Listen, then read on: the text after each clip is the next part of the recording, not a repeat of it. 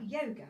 So not something that we would normally talk about on the radio, although remember that BCB today has launched this new initiative. It's called, I think it's 10 minutes, something 10 minutes anyway, every day. They're trying to encourage people to do, keep fit over the radio for 10 minutes every day. There's loads of research showing that just very short bursts of exercise are actually really good for you. But what about doing something that doesn't involve any exercise actually? There's a type of yoga called Yoga Nidra. Now it's quite different to yoga. It's not like your average yoga, it's not like your average meditation. And we've got a Yoga Nidra instructor, Melissa McCann. She's based here in Bradford. She's been doing classes in this, but she's also decided to go and take on the world and to go global. She's in the studio to tell us more. Hi, Miss Melissa. Hello. Hi, how are you? I'm good, thank you. How are you? I'm very well, thank you. So there's a bit of a story, but before we get into the story, let's just find out. Yoga Nidra, okay, it's not just straightforward yoga, is it? No. Tell us what Yoga Nidra is. So Yoga Nidra it's basically an ancient practice, and it means yogic sleep. And where we go we just go to sleep? Well, you might think that. No, but when we go to sleep at night, we just leave that to chance. And people these days have a really poor sleep. They don't actually sleep very well. And what Yoga Nidra does is it takes you into the state before you get to your dreaming state, which is where your brain and your body are completely relaxed. You're not really thinking much, you're not seeing anything, and you're just laying in absolute stillness, but we don't witness that because we're sleeping. This is where we're conscious throughout. So it's similar to meditation in that you follow a verbal instruction, but basically your brain does pass through different stages, and when you get to the delta stage, which is different to the alpha stage in meditation, you actually reap quite a few benefits. So 40 minutes is equivalent to 4 hours sleep, first of all. It really does calm your nervous system, so it's great for anybody who's stressed, feeling anxious or depressed. It improves your sleep quality and how often you sleep. We are supposed to sleep between 8 to 9 hours per night. If you read Matthew Walker's book, Why We Sleep, it's just full of shocking stats in there. What? So my mum has just read this book, and she was so taken by it that she sent us all this long email all about all the importance of sleep. I mean, I know from my own life, a lot of stuff. Not sleeping enough can make you put on weight. I mean, the sleep has. We don't. It's not an accident that we sleep. No. It's an essential part of our well-being, isn't it? It is essential, and they found that out. I mean, the biggest thing they found out a few years ago was that there is a waste canal in the brain, and it enters in. It basically clears toxins, and when your body and your mind enter into the delta stage of sleep, it clears those toxins even faster, and they are the toxins found in Alzheimer's. Wow. So we want to clear that. We want to clear that out as fast as possible. I mean, and the problem is we are not getting enough sleep. Loads of us are looking at devices before we go to sleep. We're not getting enough of the sleep, and our bodies absolutely need that sleep. They really, really do. I mean, that's at night, but even in the day, we actually need to make sure we're using meditation, short meditations, anything from 5 to 10, 15 minutes. When you wake up on a morning, again on a morning break at work and at lunchtime, just 5 or 10 minutes, it's about clearing the stress throughout the day so that when you do get to sleep at night, you've not piled up all the day stress and expect to have a good night's sleep. Clearing it out in 40 minutes is amazing because it's going to give you that deep rest, and it's not just sleep, it's peaceful sleep where you don't feel anxious in the middle of the night and you're waking up bolt upright and you're stressing. There's so much more research as well that goes to show that quieting our brains, it has enormous physical benefits as well to the body, doesn't it? It can, really can alter so much if we actually just quieten. Is that the right word? It is. That's simply because the brain now thinks you're entering into sleep mode. So it now thinks, right, I need to do what I need to do. There's a whole factory going on in there, basically, throughout the body. And it's about, the word detox. It sometimes annoys me when people say that because you can't detox. Your body does that itself, and it does it perfectly well at night. But when you put yourself into that moment of complete stillness and you don't move, because in Yoga Nidra you don't move an inch, you don't move a muscle. So it's fairly. So how come it's called Yoga Nidra then? Because it's everybody's when we think yoga, we think of having to sit with really painfully with your legs crossed. And there are many different types of yoga. This is a very ancient practice. So they obviously had many things to be stressed about back in the day. But basically, it's just another type of yoga. And I think it's just not as popular because maybe a lot of yoga teachers are just passionate about the different styles of yoga. And with Yoga Nidra, it's very much about the voice. I use my voice as an instrument to get people into that I've heard state. the recordings; they are fabulous when you do. Thank you. They are so relaxing. Thank you. Go on, give us a bit of kind of how you talk. Okay, so for example, I'll ask people to relax the breathing. If anybody's driving right now, please don't do this. But basically, I'll ask people to relax the breathing, slow the breathing right down, and then we'll focus on various parts of the body, similar to the way that I'm talking right now, and I'll slow down my voice and I'll fade into the background so that you can only focus on one thing at a time. And by doing that, you basically enter into complete deep relaxation. What's the difference with mindfulness then?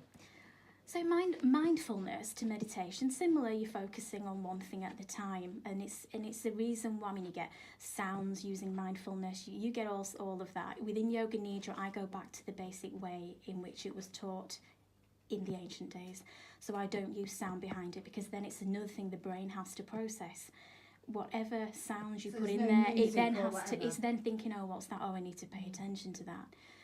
With Yoga Nidra, it's nothing but my voice, one thing at a time. It's like when you're at work, you're supposed to really do one task at a time and focus on one task at a time. It's no wonder that by the time people get home, they're all wired up wrong and they're really, really stressed. So that's what the difference is. It's really about real hard concentration, but in a relaxed way. And the more you do it, the better you get. It can feel strange at first, just laying there really still. It's typical that you get an itch on your forehead, or you just want to move around, but you stop doing that. And then long term, for me certainly, I've always been high energy, got stressed very easily, very quickly, and got angry at things. And now, I'm not saying I don't, but because these stressful triggers are always there in life, but I react very differently to it. I just don't, my body doesn't respond as much. My brain remembers, oh, this is what you get annoyed at, but my body just doesn't, I don't react. And it's great, it's a great feeling. That in itself releases stress.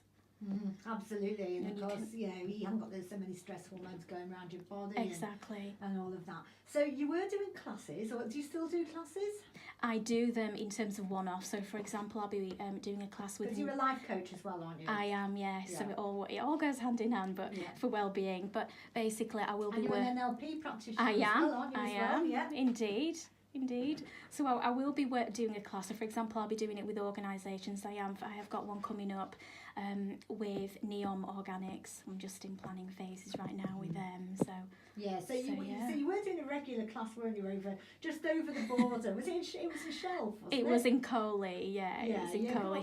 Tell us about this story. What happened? So basically, you actually hit international headlines, didn't you? I did. It went global. It went global. The support was huge. So basically, I was delivering the classes for 8 months, and then I was told that at the end of that month in December that I wouldn't be able to use the hall because the vicar has found out that it's that I had yoga on my poster, which I would have. It was, and that he is totally against yoga. So I replied back. Why is he against yoga then? Well, I didn't understand. I'd never heard of this at all, so I didn't know where it was coming from. But basically, I replied with, well, yoga isn't a religion. I did make an assumption that maybe he thinks it's some kind of religion. So I said, it's not a religion. Could we maybe chat? And this was to the hall hire manager. Yeah. And she said, it's not just the vicar, it's the entire parochial council within the church. So I said, well, maybe do they want to come and observe a class, just watch and see what goes on, because all I do is ask people to focus on various parts of the body. Why did they not like it then? Well, they thought it was something to do with Hinduism. I never got that response. It's only when I had to go on Facebook to the group and say it's not going to be in that venue likely next week. They wanted to know obviously why, and that's when it all basically escalated on there, and the press got involved and local press got involved, and that's when he wouldn't speak to me, but he spoke to them, and his reason, which I found out then, was that it has roots to Hinduism. Okay. And he thinks it's a bit culty. Right, okay. Was that because he thought you were a Hindu? I don't know. I don't know what he thought. I mean, I'm not. I am Indian, but I've not been raised religiously at all, in any way. Maybe one day I will find religion. Maybe I won't. I am fine just being human and relating to people on a human-to-human level. And the only reason I wanted to do this and start this was because I didn't want anybody to feel as stressed as I did. And when I saw the difference and felt the difference Yoga Nidra made to me, I thought, I have to take this wider. This story? So around in December, there you were panicking. And I know that because we are friends, right? Yeah. So I know this, that you were panicking. Oh my goodness, what am I going to do? My really successful Yoga Nidra class is going to finish. So what do you decide to do? I did panic because I thought, well, where am I going to find that's that quiet and that warm? So you just so I thought, do you know what? I've had all these global supporters asking me how they can basically attend the class or do it somehow. And I thought, right, I'm going to go online. Yeah. That's it. I'll go online and I will help even more people. So... yeah, there we are. That's what. So there you are. It's been amazing. And you are a woman who makes things happen, Mel. I know that. Well, I do know that because that's what you do. So tell us how people. What can people do if they want to give this a go? Can they try it if for they a want bit? Do they? How does they that can. work? So simply go to www.theyoganidra.co.uk. And there is a free trial there for 2 weeks, and it's all on demand. You can select short meditations, and you can do the longer Yoga Nidras. I suggest one a day, 40 minutes every day. And then I actually suggest that you don't do it for a week, because then you'll really, really know the difference in yourself. I mean, I know for myself, if I don't do it, I try and meditate before I get up in the morning. If I don't do it, I have a different day. Yeah, I do know that. So tell us where you get it, how much it is. All so that sort it's of only the free trial for 2 weeks, 14 days, and then after that it's only £5 a month, and I will be packing it out with even more content regularly every 2 weeks, and then by July there will be an entire area dedicated to children. Oh wow! To help parents out in the holidays. Yeah, so you can do that as well. So it's only £5 a month. It is, yeah. Yeah. Yeah, it is. Where do people go to find out more information? So it's theyoganidra.co.uk. And that's spelled NIDRA. That is, yeah. Theyoganidra. Absolutely. .co.uk. Yes. Yeah. Do you know what? I just love this story because I love it when somebody's trying to make things happen and there's an obstacle and you go, right, I'm just going to get around this obstacle now. I can't use the church hall near Halifax. I'm going to do something else. Yeah, but it also kind of ticks another box in that some people have said, I find it difficult to relax at home. There has to be a way. That's your home and that's your space.